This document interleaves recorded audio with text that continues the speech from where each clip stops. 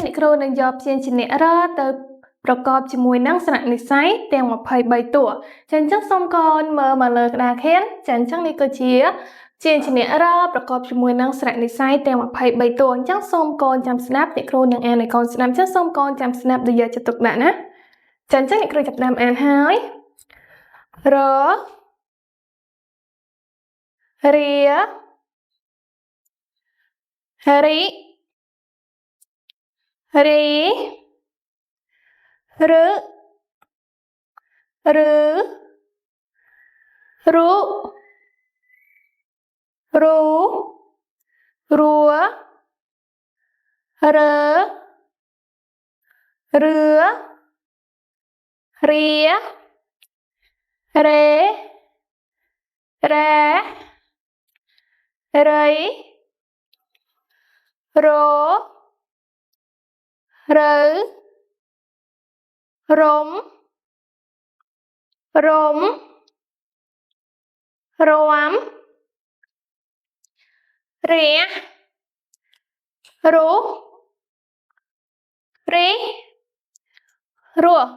ចាអញ្ចឹងកូនបានស្ដាប់អ្នកគ្រូអានឲ្យកូនស្ដាប់ហើយនៅព្យាញ្ជនៈរប្រកបជាមួយនឹងស្រៈទាំង23តួចាអញ្ចឹងជាបន្តសូមកូនស្ដាប់និងអានតាមអ្នកគ្រូវិញម្ដងចាអញ្ចឹងយើងចាប់ផ្ដើមរសូមកូនអានរាសូមកូនអានរិសូមកូនអានរីសូមកូនអានរឺសូមកូនអានឬសូមកូនអានរុសូមកូនអានរੂសូមកូនអានរួសូមកូនអានរើសូមកូនអានរឿសូមកូនអានរាសូមកូនអានរេសូមកូនអានរ៉ាសូមកូនអានរៃសូមកូនអានរសូមកូនអានរើសូមកូនអានរុំសូមកូនអានរុំសូមកូនអានរួមសូមកូនអានរះសូមកូនអានរុះសូមកូនអានរិះសូមកូនអានចុងក្រោយរស់សូមកូនអាន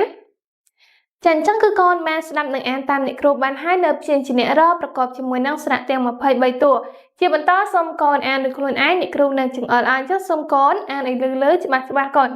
ចាអញ្ចឹងសូមកូនចាប់ផ្ដើមបន្តទៀត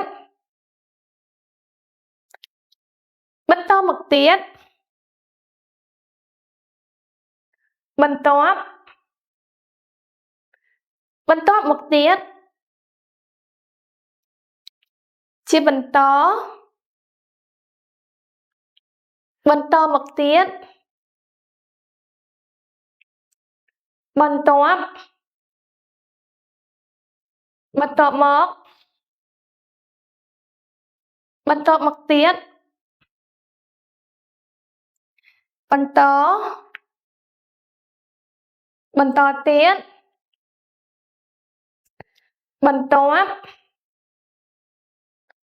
បន្ទាប់មកទៀតជាបន្តមកទៀតបន្ទាប់មកមកទៀត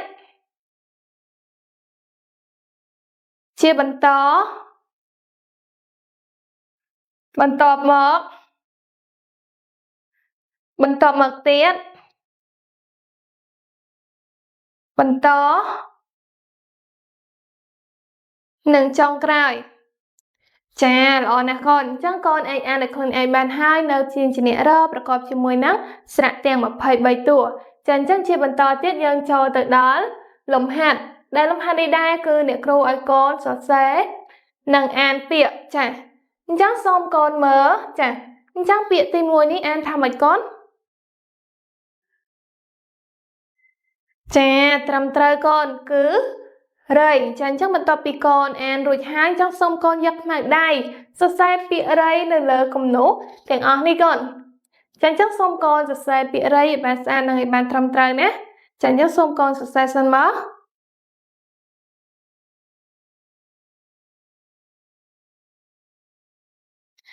ចាអញ្ចឹងកូនសរសេរហើយនៅបើកូនសរសេរហើយយើងមើលពាក្យបន្តទៀតចាអញ្ចឹងពាក្យខាងក្រោមនេះអានថាម៉េចកូន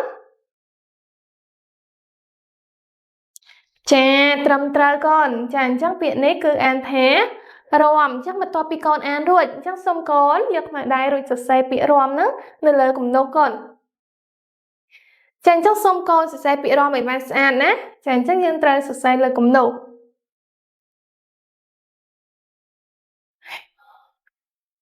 ចាអញ្ចឹងកូនសរសេរហើយនៅកូនចាអញ្ចឹងបើកូនសរសេរហើយកូនមើលពាក្យបន្ទាប់ទៀតចាអញ្ចឹងពាក្យនេះអានថាម៉េចកូនចាគឺរតេះចាអញ្ចឹងសូមកូនសរសេរពាក្យរតេះឡើងវិញលើគំនូសកូនចាអញ្ចឹងសូមកូនសរសេរ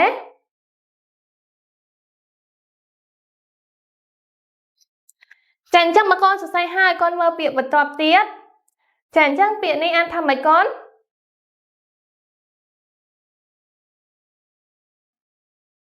ចាគឺរងាត្រឹមត្រូវកូនចាអញ្ចឹងបន្ទាប់ពីកូនអានរួចហើយអញ្ចឹងសូមកូនយកមកដៃសរសេរពាក្យរងានៅលើគំនូសកូនចាអញ្ចឹងសូមកូនសរសេរ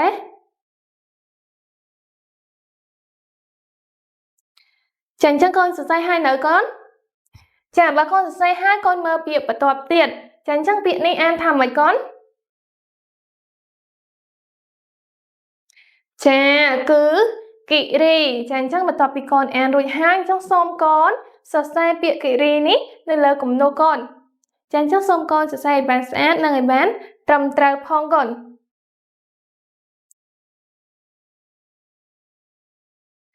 ចាអញ្ចឹងកូនសរសេរហើយនៅចាអញ្ចឹងបើកូនសរសេរហើយកូនមើលពាក្យបន្ទាប់ទៀតចាអញ្ចឹងពាក្យនេះអានថាម៉េចកូនចាគឺអានថារំពេចាអញ្ចឹងត្រឹមត្រូវហើយអញ្ចឹងបន្ទាប់ពីកូនអានរួចហើយអញ្ចឹងសូមកូនសរសេរពាក្យរំពេនៅលើគំនូសកូន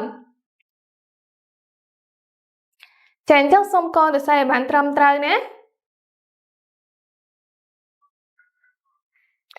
ចាអញ្ចឹងកូនសរសេរហើយនៅចាអញ្ចឹងបើកូនសរសេរហើយកូនមើលពាក្យចុងក្រោយរបស់យើងចាអញ្ចឹងពាក្យចុងក្រោយនេះអានថាម៉េចកូនចាត្រឹមត្រូវកូនគឺអានថារណាចាអញ្ចឹងបន្ទាប់ពីកូនអានពាក្យរណារួចហើយសូមកូនសរសេរពាក្យរណានៅលើគំនូសចាអញ្ចឹងសូមកូនសរសេរបានស្អាតនិងឲ្យបានត្រឹមត្រូវកូនចាអញ្ចឹងកូនសរសេរហើយនៅចាល្អខ្លាំងណាស់កូនចាអញ្ចឹងនៅផ្ទះសូមកូនអានឡើងវិញនៅព្យាញ្ជនៈរប្រកបជាមួយនឹងស្រៈទាំង23តួនិងវឹកហាត់អានពាក្យនិងសរសេរពាក្យឡើងវិញឲ្យបានត្រឹមត្រូវនិងឲ្យបានស្អាតផងកូន